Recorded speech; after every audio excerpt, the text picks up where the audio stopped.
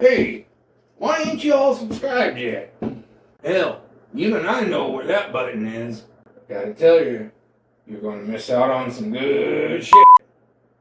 Previously, on Captain Save a Home, and the Captain's Shorts.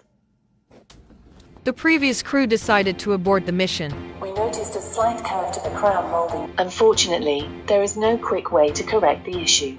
What they could have done is just cut a wider strip. We also found an issue with the pillar.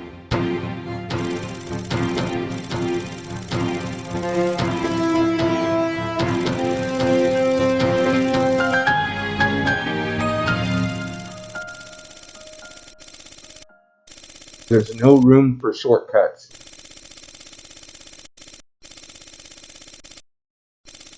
We can continue to tape and mud.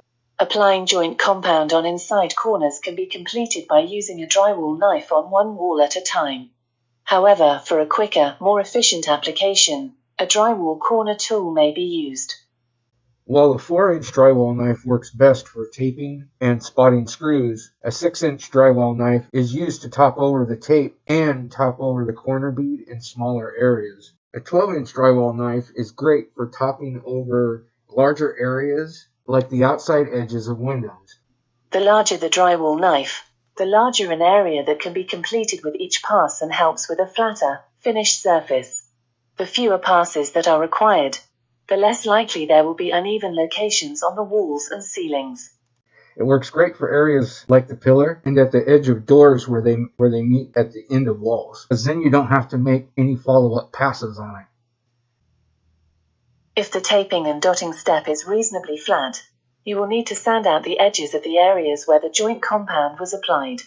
Otherwise, a full sanding may be required before topping the corner bead and floating the walls and ceilings. The floating process, which is also known as the skim coat, is pretty important because even though the tape seams were sanded down, they're still going to stick up a little bit from the surface of the drywall. The floating process actually helps level all that out between the taping seams and the screw dots. If you're working with a drywall knife that's 12 inches, the best way to be able to do this is to lay out some joint compound along the edge of the tape seams and then use a 12-inch knife, drag your knife parallel to the tape seam, and it's going to start filling that in. You want to use the height of the taped seam as a reference point.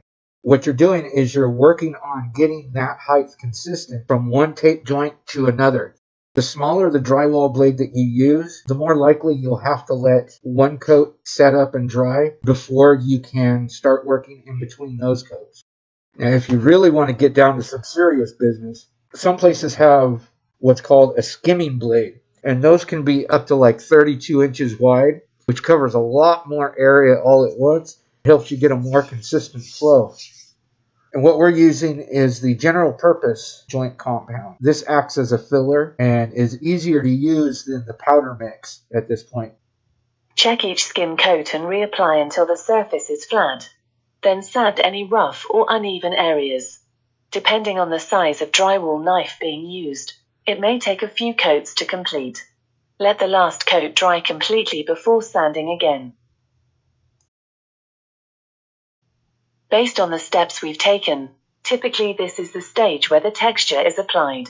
Whether it is spread with a drywall knife, rolled on with a heavy napped roller, or sprayed on to match the other walls and ceilings. However, because the existing walls do not have texture, our final coat will be flat. We are applying the taping and topping compound over the entirety of the surfaces one more time. This will fill in any small divots and holes that remain.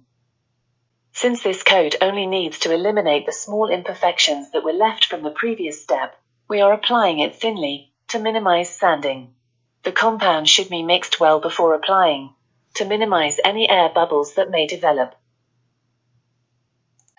The final sanding process is pretty crucial since it's your last coat that you're going to be putting on to ensure that you have a flat surface on your walls. If you're using a lightweight taping and topping compound and you've made sure that your previous coats have been reasonably flat, then it's going to be pretty easy to sand. You're just going to be knocking off the little rough edges. To make sure that once you're doing any sanding, you want to close off the area from anything else because this drywall sanding will go everywhere. But it's time to switch gears for a bit. The tree stumps in the yard are going to be a tripping hazard and need to be removed. The landscapers are coming to spread grass seed in a few days, so the stumps should be gone by then.